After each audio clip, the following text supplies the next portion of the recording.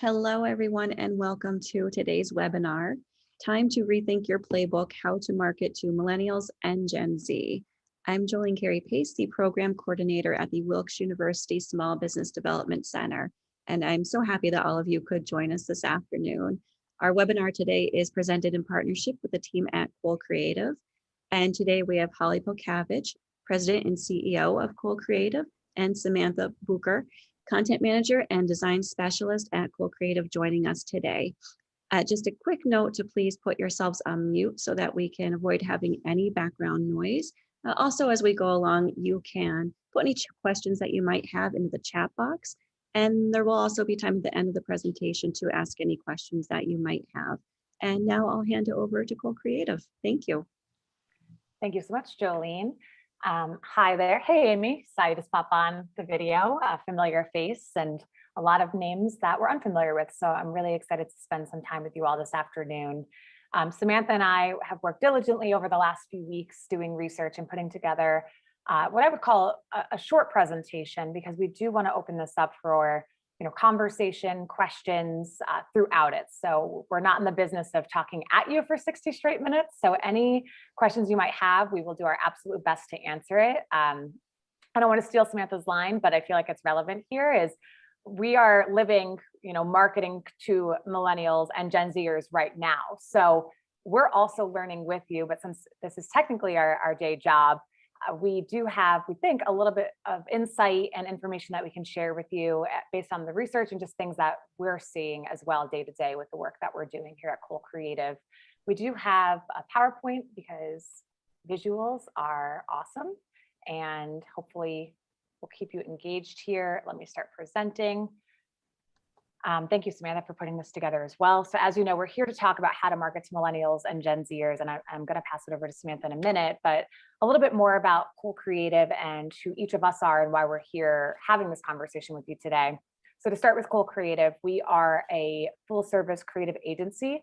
We're headquartered in downtown Wilkes-Barre, right on Public Square, and our roots are truly here in Northeastern Pennsylvania, and we work with a lot of local small businesses, as well as nonprofits, and then a few medium and large-sized businesses throughout the country.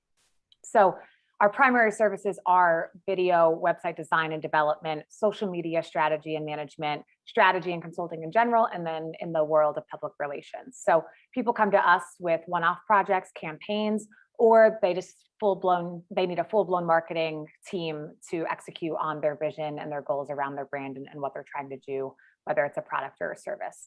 So that's who we are in a super nutshell, but we're not here to sell or talk about Cole Creative the whole time. Just want to make sure you know why we're here. As Jolene noted, I am the president and CEO of Cole Creative, and essentially what I get to do is, one, have the opportunity and absolute honor to work alongside my incredible small and tight-knit team here at Cole Creative across our departments, which again are video, content, as well as web.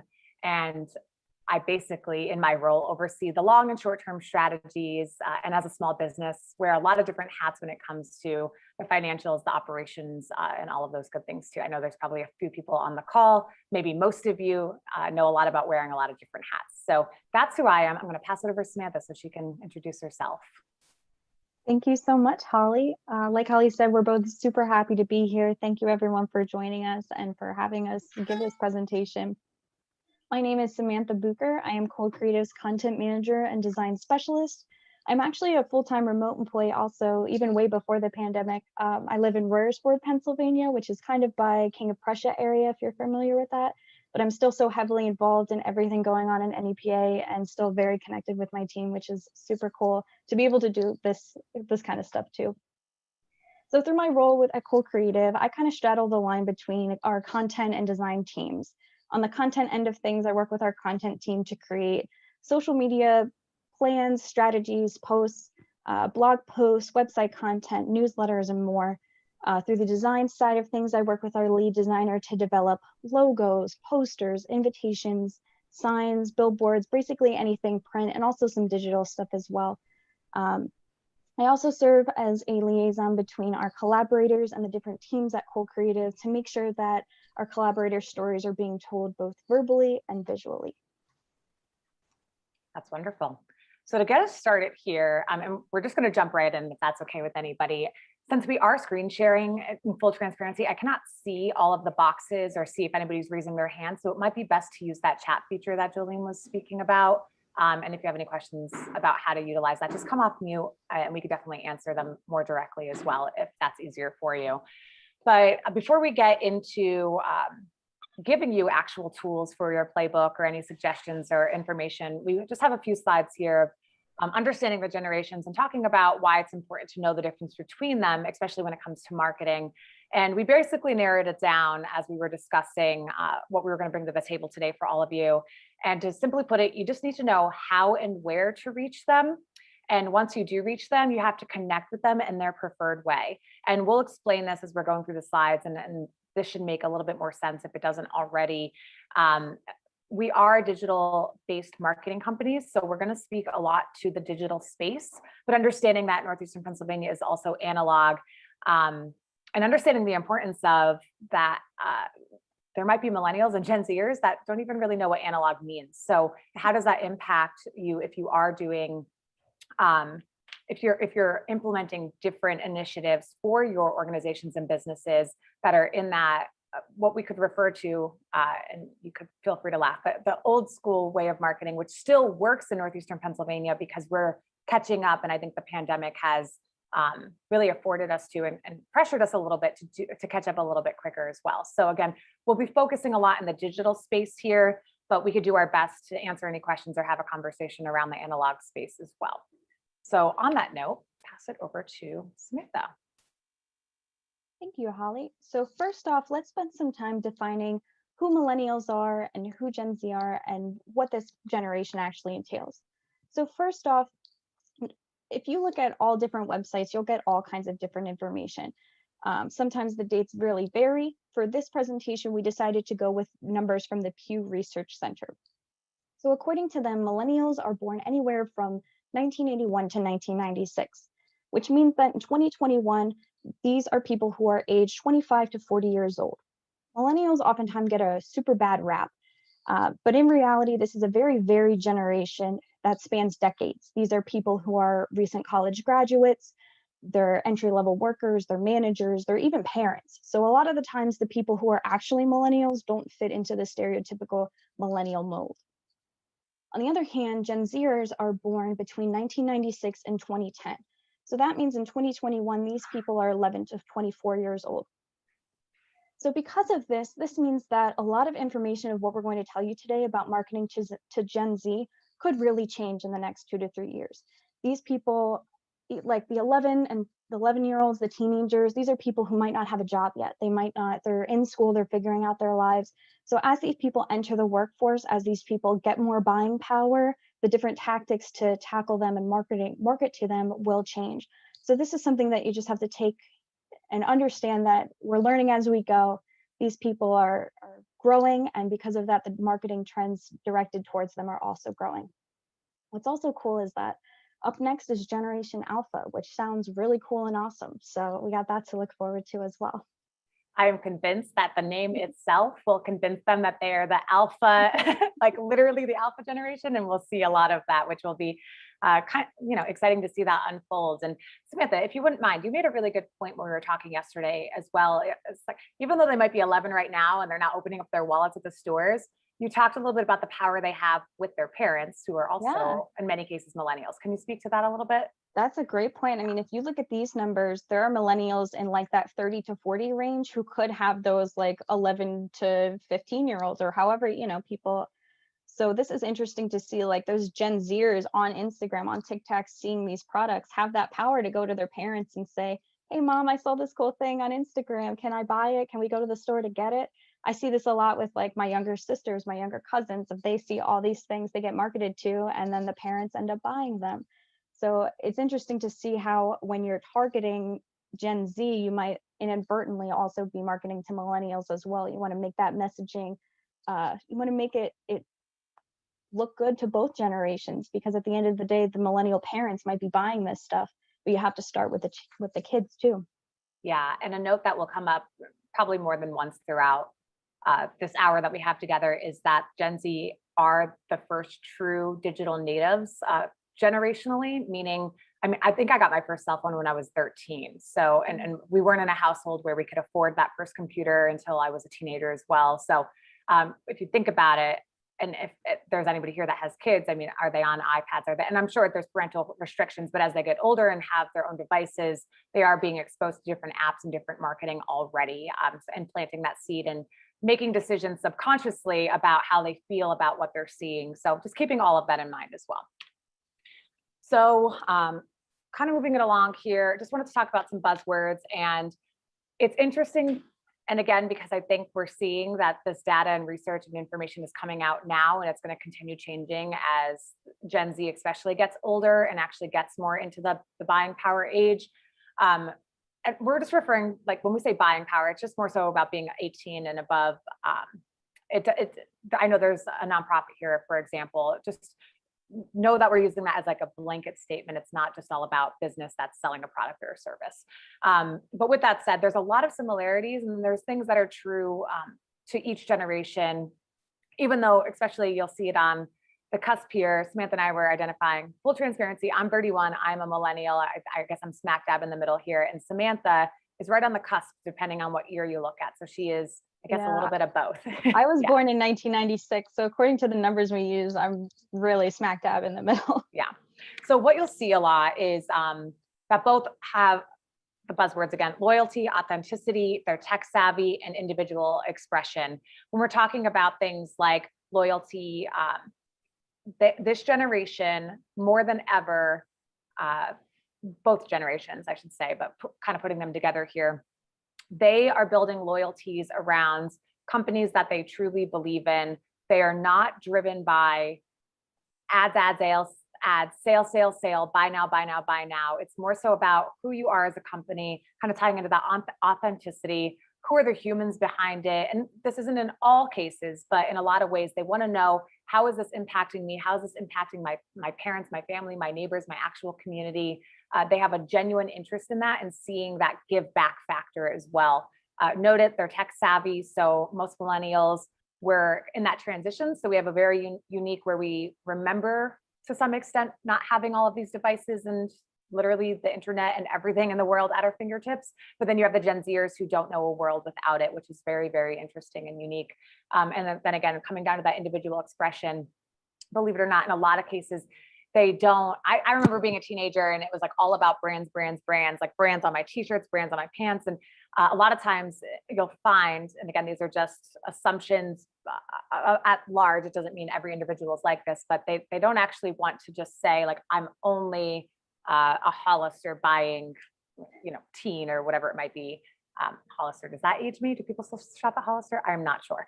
Anyway, so when you're looking more to the millennial side, you see words like rewards, referrals, adaptive, passion for learning, focusing a little bit more on the top two there. So rewards, meaning that, to put it very simply, we love when we are able to come in, whether it's electronically or it's a literal like punch thing, because we also like keepsakes. When you're buying that cup of coffee and we know we're going to get that 10th one free, which ties back into being loyal and wanting to build a relationship with the brand. I know for me personally, it is always my goal to be able to walk in somewhere and know that they know my order. Maybe a little bit of a weird goal, but I know that's something that millennials like to do. We want to be able to know the name of the owner. In a lot of cases, we want to have that relationship. So if there's a reward that's going to keep us coming back and we know we're going to get that 10th coffee, that 10th book, whatever it might be free, you're probably going to keep us sticking around. Also referrals. What we mean by referrals is in a lot of cases, I kind of mentioned, like, it's not all about buy now, say on sale, click here, buy it.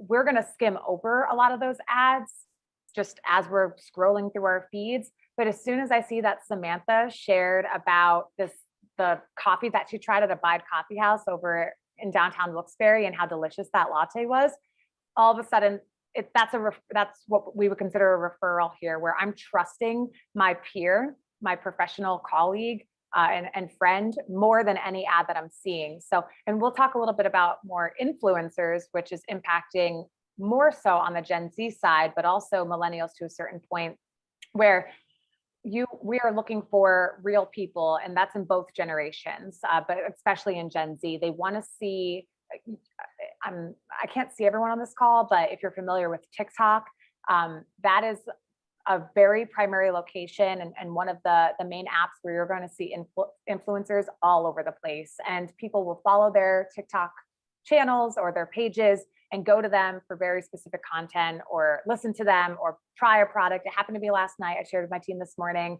I was influenced for the first time via TikTok. I bought a product because I connect with the person that was, and she's actually local. She's a local influencer, but she blew up nationally and internationally. So there's an element of uncertainty with Gen Z, especially because they're growing up with the pandemic, hitting them smack dab as they're growing up. They had a lot taken away from them. So they're going to be a little bit skeptical, and you're going to see that they're really going to be careful about a lot of the decisions that they make about what they're going to support, who they're going to buy from, things like that. So just a couple notes there. Samantha, I don't know if there's anything you want to add on this page. I know there's a lot that could be, brought up here. Go ahead, I'll throw it to you. Yeah, so when looking at the different buzzwords around the generation, it's kind of interesting to see what traits were kept from the previous generation, which were lost, and which were improved upon. So for an example, just looking for this, like millennials are very socially conscious. They really, like Holly said, they connect with their brands. They make very loyal customers. This is also true for Gen Z, but they kind of take it a step further. They're very active. They seek truth actively. They take action. They mobilize for different causes. So it's interesting to see how this kind of found a base in the social consciousness of millennials, but Gen Zs take it to the next level. Yeah, I can actually use two real life examples to speak to that, which overlap a little bit with both generations. So one in the influencer realm, especially locally, and something that I think we're going to see more organizations and businesses utilizing in Northeastern Pennsylvania is the concept of influencers and local influencers. So I had the opportunity recently where NEPA Sings got creative. They picked like 7, 8, 9 of us in the community to do an unboxing to help promote their recent NEPA Sings event at the Garden Drive-In. And I thought that was really cool. And it's a way where now they have up to 10 different individuals, 10 different circles of individuals and their networks. While it's not directly, we weren't on video doing an unboxing all about NEPA Sings or CASA as an organization, but all of a sudden we've now planted the seed about this organization and a really incredible event that they put on every year. So that many more people, it just ripples out in that way. So that was just a real example recently. Then also that mobilizing aspect, especially in younger millennials and in the Gen Z. If anyone is local to downtown Wilkes-Barre, and if you're familiar with, and I would say Google this after if you're not even aware of it, but recently in downtown Wilkes-Barre, a billboard company was coming in and covering a mural in downtown. It's the Title Fight mural. It's a very simple mural. It just has a couple boxes. And over the past few weeks, the way that it has mobilized on the digital platforms and the way that the fans, it's for a band, the band did not say a word, the fans enacted, created pages, got very, very loud about it. It literally almost forced all of the parties to get into one room. We had a meeting last week, and as of yesterday, the billboard company has decided to move the billboard up and they are no longer covering the mural. So that's a real life example. And I know that doesn't tie necessarily to business, but that is how, if you upset a generation enough, and if anybody's heard about things getting canceled over the last couple of years, that's real. And that can happen on a local level. So just keeping all of those things in mind, that you do want to make sure with these generations that you are putting, that you're taking a socially conscious mindset when making decisions. And while you do have to take care of your businesses and your organizations, of course, at the end of the day, just ensuring that any of those decisions won't upset a whole generation's worth of individuals is really important, which could sound like a little bit of a heavy ask, but if anything, we just appreciate the pause, if that makes sense. We appreciate the pause and the fact that you are taking a moment to think about it before, making a final decision. So on that note, Samantha, I'll pass it back to you. Thank you, Holly. So now we're going to spend some time diving a little deeper and taking a look at the key traits of each generation. So starting off with the millennials. So this is the generation that's coming off of the Great Recession of 2008. So through the years of 2005 through 2017, they saw a drastic decrease in their earnings. And even today, this kind of created a lasting impact and ripple effects that we now see. There's fewer jobs available. there's decrease in saving, and there's even a reluctance to purchase a house and make that big financial decision. So the whole generation is kind of impacting off of these certain events that happened as they were growing up. Another thing to note about millennials is that they are very socially conscious, and they also tend to be more open-minded than previous generations. Another thing is that technology has radically changed their worldview. So many grew up in an age where technology was rapidly changing. In my own life, I still remember at home when we'd use floppy disks. And growing up, that changed 5 or 6 times to now at work, I use a 5 terabyte hard drive. So throughout my whole life, I've seen all this technology rapidly changing and things move quickly. So that kind of has defined my worldview, personally speaking. On the other hand of things, Gen Z, a lot of them never knew a world before computers. They kind of grew up in the internet age. They're digital natives. They're very tech savvy. Now they were kind of set to inherit a stronger economy. But because the pandemic happened, it kind of reshaped the world as we knew it. It affected every single area that you can think of: entertainment, education, social issues, the economy. Pretty much everything is still reeling from the effects of the pandemic. And a lot of these effects are still unfolding as we're speaking. There's still a lot of uncertainty kind of peppering the air. So as these Gen Zers start to come to enter the workforce, start to go to college, pursue their education, there's this layer of uncertainty that's kind of defining what they do, which I think in just kind of thinking about it, I think that means loyalty is at an all-time importance. It's so important to connect with people and stay loyal to people because we're dealing with a lot of uncertainty. So when you're thinking about how to establish followers of a brand, it's that connection that I think is really key. Gen Z is also shaping up to be one of the most diverse generations, racially and ethnically speaking, and also one of the most educated generations. Like we said before, they aim to seek truth, they mobilize us for causes they believe in, and they really pursue learning outside of school as well and kind of make sure they're aware of all social issues going on, generally speaking. Holly, do you have anything to add here? Yeah, I just wanted to add something that popped in my mind with Gen Z and the note that you just made about the diversity of it. As you are looking and thinking about your organizations and businesses and looking at your target audiences, and if you're seeing gaps or you're unable to reach audiences that you feel like you should be reaching, I would recommend just taking a step back and really looking at what are the marketing pieces that I'm putting out and who are they speaking to, who are they addressing, who are they showcasing. If you're using imagery, one thing that I think won't change much is that people look for themselves in marketing and are they represented? So, and kind of an easy example is obviously the way that you look, but if you are looking to serve or service the Hispanic population, do you have Spanish translated materials or things like that on your social media, and are you speaking to them in that way? Just kind of as a simple way to think about that. I just wanted to throw that out there, that sometimes it just takes take a step back and have an honest look and conversation with yourself and your marketing team and, internally, externally, whatever it might be, and make sure that you have all of them represented in whoever your target audience is. Again, there's a lot of different people in the room, so can't speak to one, but just a note there. Okay. Samantha, were you done there? Sorry. Yep. Thank you. We're presenting from 2 different spaces, so we got to check in the moment. But so up next, and I know we're sharing a lot of an overview, but we want to share some similarities, differences, and then we're going to get into some of the things that we want to have you consider for your playbook. So hopefully this is painting a bigger picture and we can hone in here in a marketing sense. But you will see, and we've kind of already talked about it, the similarities between both generations is they do prefer digital channels. So I noted that right in the beginning.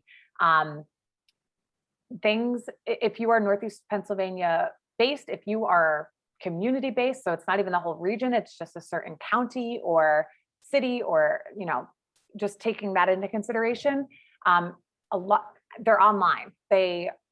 Social media, all the different platforms. A note that I will make here is it does not mean you have to be on every platform. I do know something popped up in my own Facebook memories, and I had listed every platform I was on at one point, and there was like 12 of them. And there's no way that an individual can even keep up with that. So I don't think there should ever be an expectation for a business unless you have a very large marketing budget and are able to have the capacity to handle that. You should identify for your business or organization, where does my target audience live? If you are selling things for an elderly population, in full transparency, you most likely don't need to be on TikTok. So just identifying things like that, that's a little bit of an extreme example. They also prefer online shopping. So this aspect of not really having to leave their houses, or in some cases interact with people, we all have those days. The more that I think the generations come up and they're very digitally based, and post-pandemic, I think we're all kind of getting used to being alone and not having to interact with people as much, that when they do decide to go out, they want to go exactly where they know they need to go, where they're loyal to, where they want to get that cup of coffee every morning, whatever that might look like.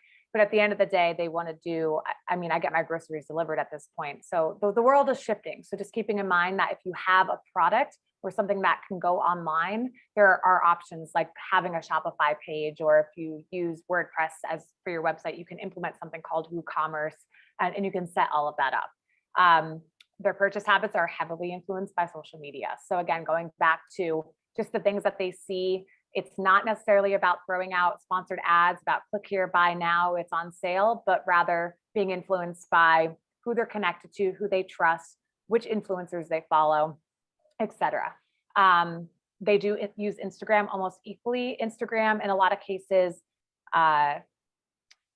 it's more about authentic posts, high resolution images. Honestly, branded images aren't the best thing to put on there. We're guilty of doing that at Whole Creative sometimes, but we're in a little bit of a different industry in the marketing realm, and there's different reasons why we do that on there.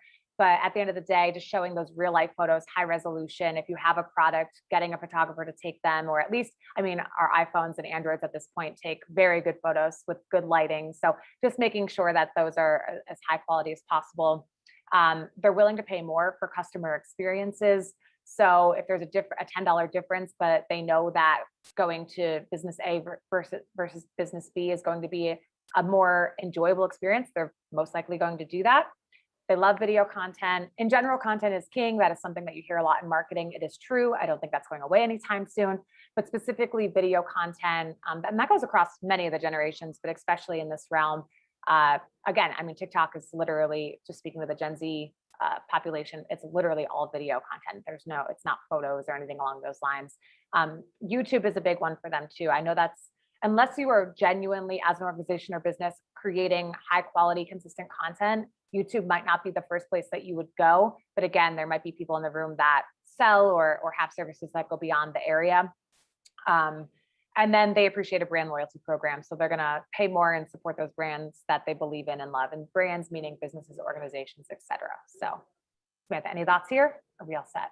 I think this, just to speak as a real life example, the part about these generations kind of spending a little more to support people they believe in, I think that's totally true. I look at, even online, I look at a business I support regularly. There's one of my favorite sock companies. They make these really cute socks for like fall and winter.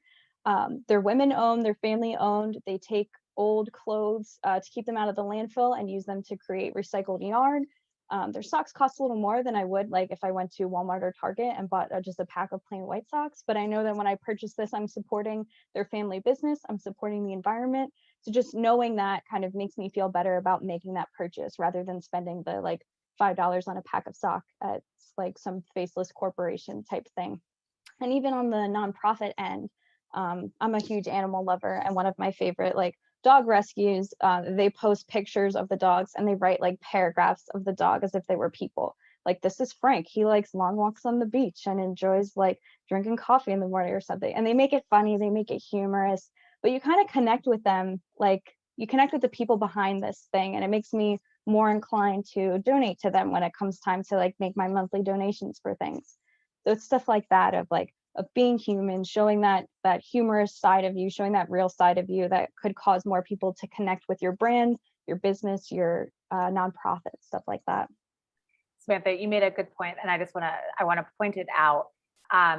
Right now, and hopefully forever, there's a lot of power in, if your organization or business is this way, to identify as woman-owned, LGBTQ+ owned, Black owned, BIPOC, however you want to do that. There's a lot of power in how people are choosing to support in these generations. And I think across the generations, but especially in these generations, we're latching on to that. And we want to be able to support in areas that we feel are underrepresented or need that support to grow and get an equal base in the world that we live in today. So thanks for noting that. Yeah. Back to you. Thank you, Holly. So now we're going to take a look at some of the differences between these two generations. They're very similar, but there are some areas where they kind of break off. So first off, we'll talk about email marketing. So millennials tend to check their emails more than Gen Z. So if you're someone whose target audience is mostly millennials, there is still something to be said about creating newsletters, creating e-blasts, and trying to get engagement through email.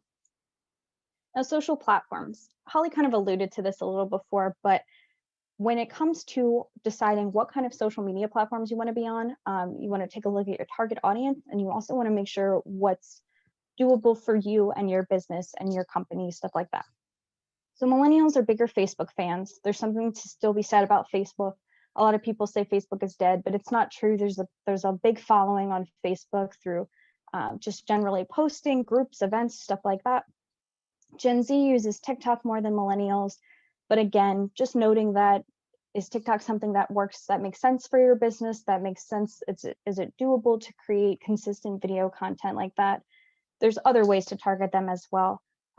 Previously, we mentioned that they're both equally on Instagram. So maybe instead of jumping right into TikTok, you might want to start with Instagram and build it up there. So then we'll take a look at advertising. So 63% of Gen Z prefer real people in their advertisements as opposed to like celebrities or actors or stuff like that.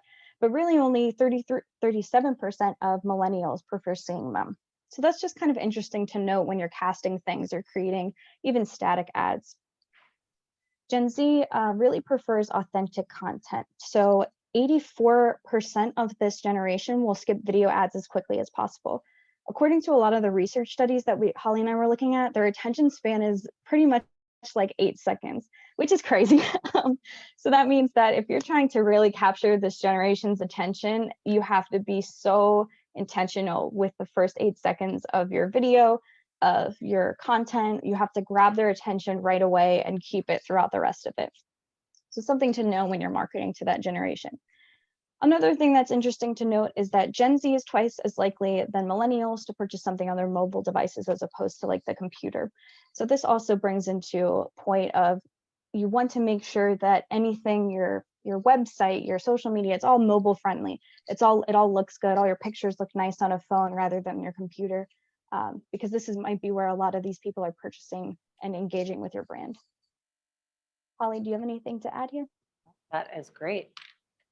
I think we're getting to the point where I think what you were all waiting for. So we can get here at Co-Creative, it's obviously an individual approach. So I do not know all of the businesses, organizations, nonprofits, et cetera, on this call personally. And we're speaking bigger picture. So we did want to create the next 2 slides are just identifying things that could speak to you, hopefully, no matter what your brand or business or organization might be, in some way, shape, or form. So maybe to some, it might be a little bit common sense, but to some others, we never want to assume who's in the room or what you know, or what your current marketing strategies are, if they exist at this point, et cetera.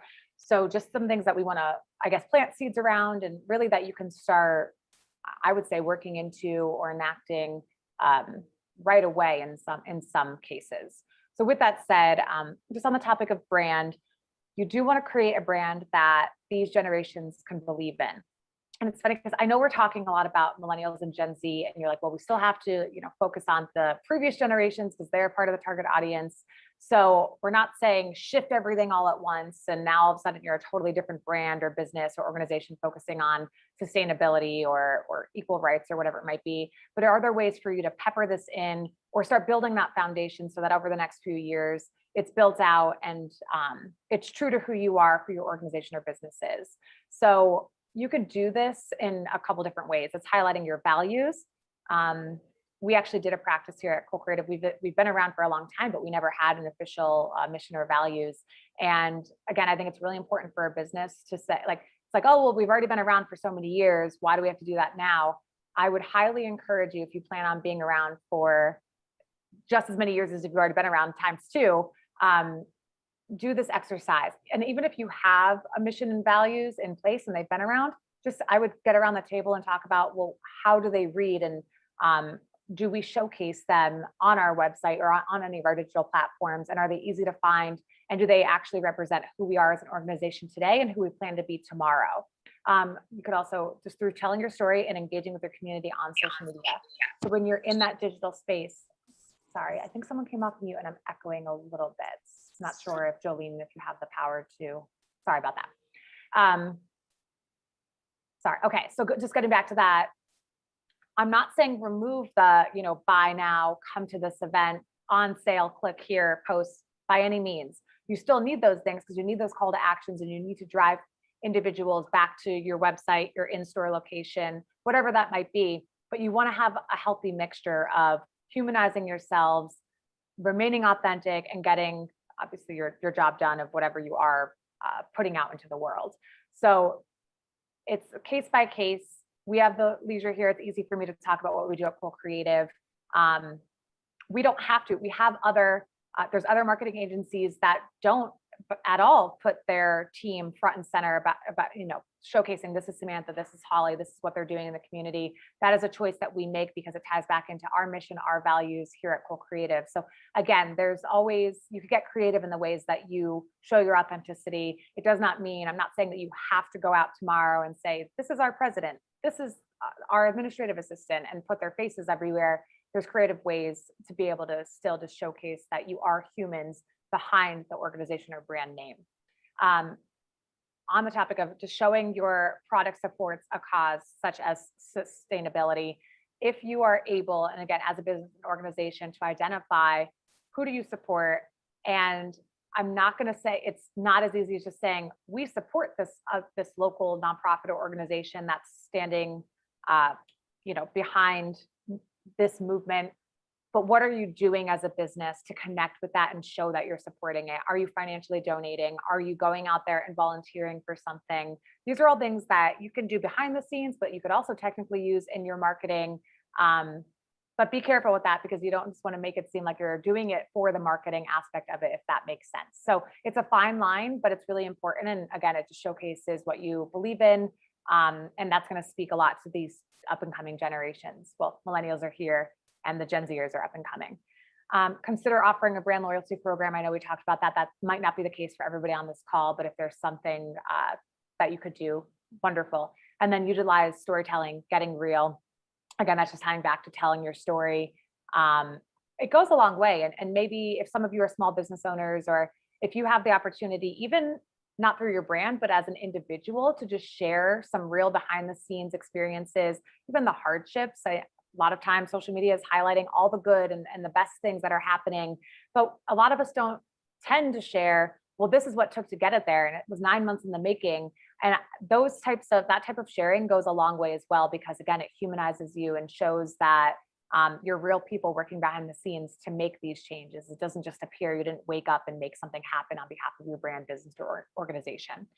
Samantha touched on it, but in the world of websites, if you do have a website at this point, making sure that it is optimized for mobile. That means your cell phones, your iPads, not just on a desktop computer, because far more people are looking at your website on those devices rather than a desktop or even a laptop at this point, because we're always on the go. You want to make sure it means that when they open it up, it's not super small and showing your whole homepage at once, but it is actually condensing, and you have to scroll and you have to click menu items to experience it, and truly understand what your brand or organization is representing, selling, etc. Also, and there might be some people on the call that don't want to hear this, but if your website was built in 2014, 2015, 2016, take a look at it. And there hasn't been any updates since then. I would say take a hot second and take a look at it, because there are so many changes just with the different, they're called CMS platforms, content management systems. There's so many different changes and upgrades and updates that break things or make them not mobile friendly, and that tie back to how Google itself is grading you and where you're showing up in those searches on the first page, the 10th page, the 100th page. There's a lot of factors there. That's a totally different webinar that we could do with the SBDC at some point that we've done in the past a few times, but just making sure that you are spending a little bit of time with that just to assess.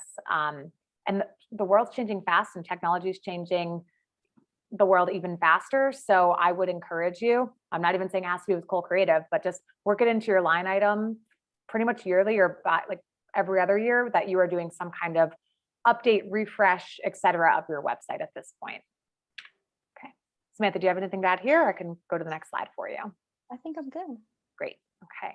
Let's see. There you go. Awesome. So just continuing in this discussion of how you can take the steps to update your marketing playbook, we'll look at social media. So Holly kind of alluded to this a little. It's so important to show personality and humanity on social media. And it might be helpful for you to take a step back when establishing your brand on social media and even on your website and other platforms too. Take a step back and think, why do I support the brands that I support? Why do I go to that same coffee shop every single day? You can even ask some of your best customers, those customers who have grown to become friends, those people who consistently volunteer at your nonprofit. Take a step back and ask them, like, hey, what makes you come back to us every year? What makes you devote all your time to us? And hear them out and listen and kind of grow on that. I think of the different small businesses in my area, and there's a cafe, and they really take the time to they show you the hardships. This is a building they bought a few years ago, and for the first 2 years they owned it, they weren't making any money at all. They were like really trying and struggling, and they shared that. They shared it on their website's about page. They went through their whole story. They shared it on social media. This is something they wanted to do. They wanted to establish themselves in this community, and it was hard. And now they're showing their support. They're hiring local artists to paint murals inside their space. They're showing that off. They show off their family. I know their names. I know their dogs' names. Like, it's all these like human elements that make you connect with it, so that when you show up to that space, you know what it took to get there. You know what this mural represents. You know the people who are serving your drinks, the people whose faces you see when you walk in. So it's all this personality and humanity that really will separate your business, your nonprofit, from all those like faceless corporations out there who are just like trying to sell people something. This is something you're building. This is something you're connecting with people about. So it's all that stuff that you take into account when you're building your brand on social media. Another thing that you can do is, instead of just listing bland details about your product or services, you can show it off. You can create that video content and show how this product would fit into your ideal customer's life, or show the cool features of it, show somebody using it out in the real world. You can also make sure that you're utilizing a variety of different platforms to make sure you're hitting both generations, or your target generations for that matter. But what we like to say at Cole Creative is we prefer much more quality over quantity. I've seen like it's much better to really focus on 1 to 2 platforms and make them really shine than trying to spread yourself too thin and, you know, try to be on all 10 platforms just for the sake of being on them. So you want to kind of start with 1 or 2, build that up, target the people who exist there. And then if you find like, oh, a lot of my customers are actually on LinkedIn and we're only on Facebook and Instagram, let's move over there. Let's try that out. Or, you know, we're doing really great with Instagram. We're creating a lot of consistent video content. Our reels are getting a lot of views. Let's try a TikTok. Let's test it out and see how it does. So it's just kind of thinking about all those decisions when deciding which platforms you want to be on. Another thing we'll touch base on is advertising. So a lot of, in this digital age, we see a lot of like social media ads, you see digital billboards, you see digital ads on websites. But sometimes if the digital ads aren't getting the engagement you're looking for, there's still something to be said about print ad campaigns. From what we've researched, we actually found that Gen Z, they actually tend to trust print ads and real things a little bit more than video ads or those digital ads. Like we said earlier, their attention span's 8 seconds. It's much quicker to hit that skip button than it is to pick up a piece of paper or some fun packaging and then like throw it out into the recycling.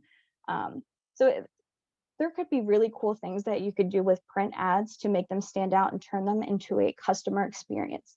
There's things you can make the packaging really fun and unique. You could do cool things with graphics. You could do cool things with VR that kind of turns it more into a customer experience. So just to kind of share like a real life example, about a month ago, I received this really strange postcard, and I'll show it if people can see the screen. So it's just this black postcard with this weird design, some numbers, and it just says, "They're coming." And that's it. That there was no like logo or anything. And it was honestly a little weird because you're looking at it, you're like, what the heck does this mean? So I'm spending time with it. Symbols don't mean anything to me. They're coming just sounds ominous. But there was this string of numbers. And if you spent some time with it, like I did, I found out that those numbers were actually a phone number. And if you called the phone number, you got the next piece of the puzzle. And then if you like listed that and decoded that clue, you'd get the next clue. So it turned out this was from some weird video game, but I spent an embarrassing amount of time with this postcard, like to the fact that I still saved it for like cases like this of look how weird this is. But I spent so much time with this, so much more than I would have if I just received a plain postcard, like advertising the video game of like what it was or what it was about. It was that experience of like that air of mystery about it that like made it stick out from the rest of my junk mail pile and made me engage with this brand more than I would have if I just saw like a quick video ad I could skip, or if I saw it on my social media and I just scrolled past it. So it's stuff like that you can really take that print ad to the next level, even if it does sound a little weird, even if you're, making those like strange things, but your audience might connect with it, engage with it in ways you don't expect. That's so great. And I was unaware of that postcard, and I'm going to want to see it next time that you're in town, Samantha. That's awesome. That's great. And I know we don't have it on here, and Samantha, if you have any information on this as well, but I know email marketing is something that a lot of local businesses and organizations do as well. And I just wanted to make note that that is still relevant. I know sometimes people say, oh, no one checks their emails, but there's actually, and I don't have them in front of me and I apologize, but I'm sure we can pull them up if anybody's interested. The numbers around how many millennials and Gen Zers do check their emails or have very specific emails that they, the ones where they're like, this is my email, but they're never checking it, versus this is my real email that I do check. And because we have like multiple email accounts as millennials and Gen Zers, but it is still relevant. I would say the consistency matters when it comes to that. I will admit, if it's coming in every day, all day, I'm unsubscribing, even if I'll think I'll get my information from this business or organization in a different way. So finding that balance of how often is definitely a part of the marketing discussion and plan that you should come up with. But I just want to plant the seed that it's still relevant, even outside of this area. And if you're kind of like, oh, do we do this? Do we not? I would say yes, and just do it in a consistent manner that wouldn't overwhelm an inbox, but still get your messages across and out to people in a different way, and just hit them from a different perspective every once in a while. But on that note, we're at the end of this. So I want to open it to questions, but I would love to bring everybody back. So I'm going to stop screen sharing if that's okay. I started at the beginning of this, I'm like, oh, we have like 20 minutes of information, but we didn't like run through this presentation. So hopefully that was fruitful for all of you. Jolene, I believe we have a couple minutes here, right? If there's any specific questions. Yeah. Okay, great. So, happy to open it up, and obviously we'll do our best and we'll be transparent if we don't have the answer, but we'll find it for you.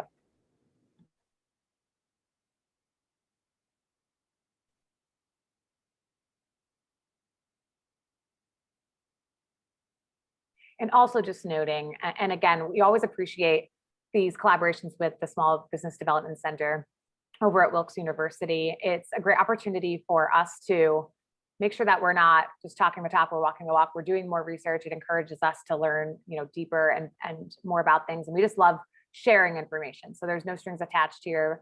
If anybody, whenever we come to these things, we do like to say, if anybody on this call, even want to just have a 30-minute conversation, we're not in the business of like selling ourselves to you. Like genuinely, we will get on a 30-minute call, just hear you out, have a one-on-one conversation, and then you can go your merry way, implement it or not.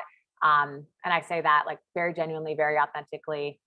Just, you spent the hour with us, so that's the least we could do if you'd like to take advantage of that.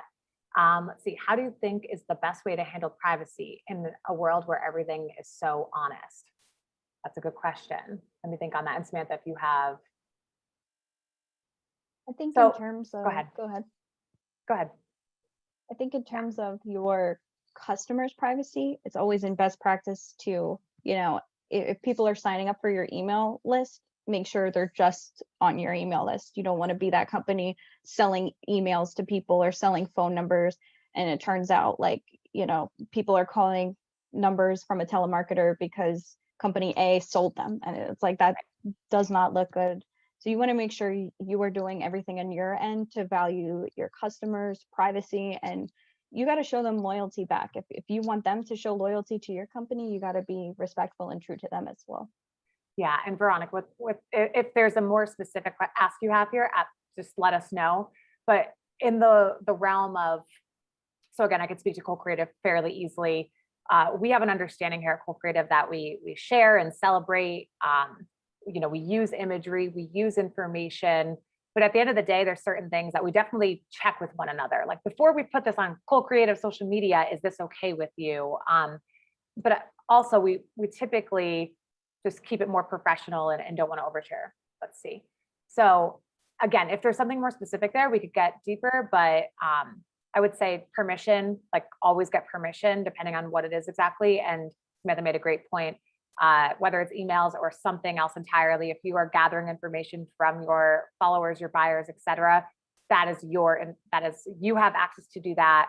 I would also say, if you have any forms that exist out there, like on your website, make sure that you have that checkbox, like letting people know, like, this information is staying with you. Or if you have an intention of sharing that information, that must also be out there on those forms, those intake type things, if that makes sense. Like, you must let people know that you may give their information to something or someone else. So again, I don't know if we hit your question there. Let's see. We have something from Kelsey.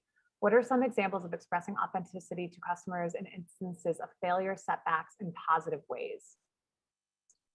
Well, I think that's a great question. I'm happy to jump in here, and Samantha, if you have any thoughts. So kind of going off of Veronica's, like, in a world that's so honest, I think that there's a fine line. I'm assuming we're all on social media to some extent. And we know when we read certain posts, it feels a little bit complainy, or, you almost want to stir the pot a little bit with your followers, whether it's your friends or if it's through. So one, I would just encourage you to write it in a way where you are setting a foundation and sharing facts around it, with like tying in some emotion, and ending it, or at some point in the messaging, identifying what the positive outlook, even if it wasn't a positive outcome, it's like, this was the failure, and it's a failure, and there wasn't a success technically in this instance. What was the lesson learned? I think leaning into lessons learned go a long way. So that's I would say my easiest and kind of first thought when I read that question. Samantha, I don't know if you have any thoughts there. Yeah. Yeah. I like to think, when I'm doing this with my own social media or talking to people about this, I like to tell them, you're not visualizing this as a conversation between you and your best friend where you're just like venting and spewing out all that negativity to release all that emotions. That's not something you want to do on social media. It's not something like, you don't want to be blaming. You don't want to be super mean to other people or somebody that might be contributing to these failures or setbacks. It's more so like, imagine you're talking to that voice in your head and giving yourself a pep talk of like, hey, we've been through some tough times. We really have had trouble getting this business started, but here's what we've learned so far. Here's how much we've grown in this year. Here's the positives that we're doing, and here's why I'm going to keep going, and here's what I believe in. So it's that reflection aspect, I think, that kind of, Holly, you said too, of making sure like you're laying out the facts and you're saying, here's why I want to continue. Here's where we're moving forward with this. Yeah, I think that goes. And then Kelsey also asked, which social media channels do you recommend starting with? I would say this comes down to individually, like, what is your business? What is your organization? What are you trying to do? What are your target audiences? But a blanket statement that typically applies to most people on calls like this, or that give us a call here at Co-Creative, is in that Facebook realm, because it's covering a vast array of multiple generations right now of olderly, my grandparents are on Facebook as well. But as soon as I go to, let's say, like a junior class at Wilkes University, and I ask, like, who's on Facebook, like, one person raises their hands because they don't want to go on because they're parents. So keeping that in mind, again, depending on how young or old your age demographic might be. The nice thing about Facebook is, one, it also owns Instagram, and they have this manager where you can be scheduling things out. So we've done webinars on this as well, just the benefits of social media and being able to schedule things out, especially if you're a one-man shop or a smaller business or organization. You don't want to be thinking every single day, what am I posting? So they have behind the scenes tools that you can easily lean into to be able to schedule across Facebook and Instagram if you decide Instagram is also a place to be. So I have a personal preference. This isn't really professional. I guess it's professional, Holly speaking as well. I love LinkedIn for making genuine connections. You definitely have to weed through the like 100 spam messages you'll receive a month. I won't lie, just because people pay to be able to like spam you like that. But it's just been a really good place for, and I could speak to, to me and my role in the community, and if there's anyone, similar on the call, to be able to just meet other people or find people to work for the company as well, because there's a lot of younger people and then a lot of our HR type people that live and exist on LinkedIn. So I hope that answers your question. Samantha, I don't know if you have any thoughts, just being obviously our content manager, but. Yeah, I would also recommend, like, if you are the sole person running your company's if running your company's social media accounts, if you're, a smaller team, I would also start with the one you're most comfortable with using on your personal end. If you're an Instagram person, maybe start there because you're more familiar with the platform, and then kind of grow from there. Definitely. I feel like we're talking faster because we see the clock ticking. You're welcome, Kelsey. Thank you for your question. Your questions were great. Thank you, Kelsey.